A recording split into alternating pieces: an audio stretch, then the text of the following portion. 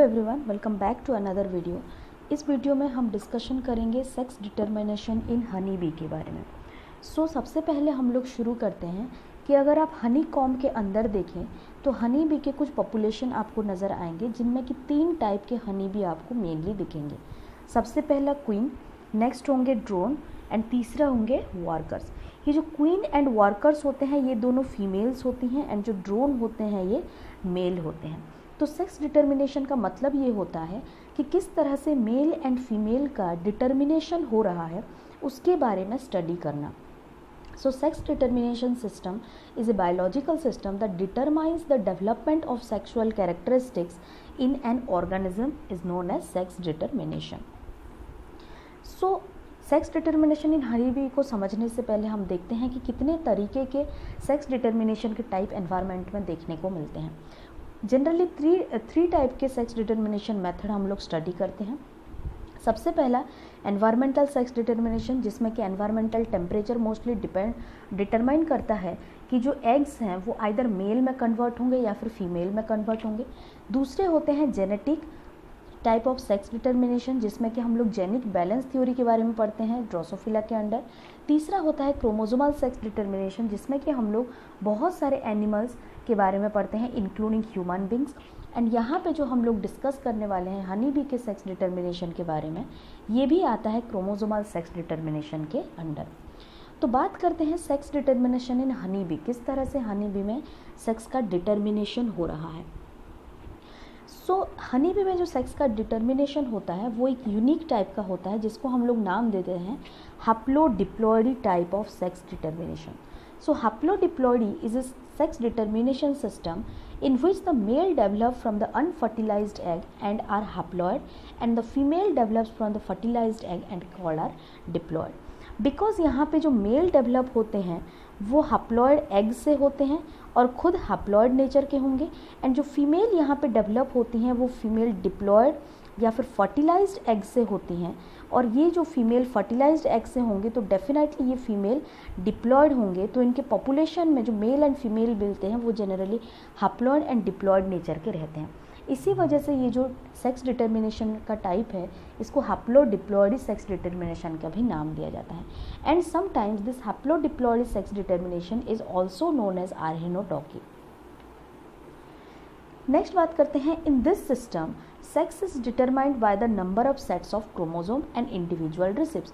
Because हमने अभी देखा कि जो मेल होते हैं वो हैप्लॉइड होते हैं, मतलब यहाँ पे सिर्फ 1 सेट ऑफ क्रोमोसोम मिलता है, एंड जो फीमेल्स होती हैं उनके पास 2 सेट ऑफ क्रोमोसोम मिल जाता है। इसके वजह से ये फीमेल में कन्वर्ट हो जाती हैं। तो यहाँ पे फर्टिलाइजेशन के बाद हमें फीमेल देखने को मिल रहे हैं एंड अनफर्टिलाइज्ड एग से हमें मेल देखने को मिल रहे हैं। एंड जो भी फीमेल यहाँ पे डेवलप होगी, इन फीमेल में से एक फीमेल ऐसी होगी जो कि रॉयल जेली में फीड करेगी और फाइनली रॉयल जेली खाने के बाद ये बन जाएगी क्वीन। रॉयल जेली, ये जो रॉयल जेली होता है जनरली नर्स भी सिक्रीट करती हैं।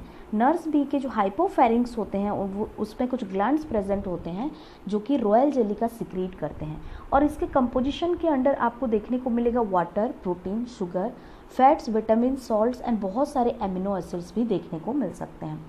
ये जो रॉयल जेली होता है वो डिपेंड करता है जोग्राफिकल लोकेशन पे। इसका जो भी कंपोजिशन है इसमें थोड़ा बहुत परसेंटेज वेरिएशन हमें देखने को मिलेगा जोग्राफिकल लोकेशन के अंदर से।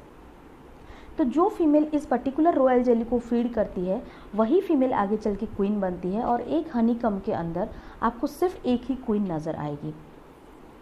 नेक्स्ट, इस पर्टिकुलर डायग्राम में इस सेक्स डिटर्मिनेशन मेथड को हम समझने का कोशिश करते हैं। हमें अभी बोला कि एक हनीकॉम्ब के अंदर आपको सिर्फ एक ही क्वीन मिलेंगी और जो क्वीन्स होती हैं वो डिप्लॉयड नेचर की होती हैं। डिप्लॉयड क्वीन जब एग का प्रोड्यूस करती हैं तो सारे एग हैप्लॉयड नेचर के होते हैं। इसका मतलब ये डिप्लॉयड क्वीन के अंदर रिडक्शनल डिवीज़न होता है।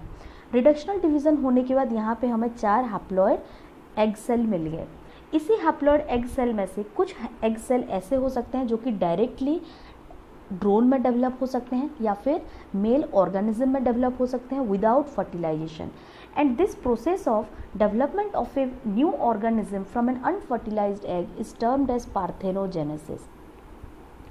पार्थेनोजेनेसिस से ड्रोन का फॉर्मेशन होता है हनी बी के अंदर।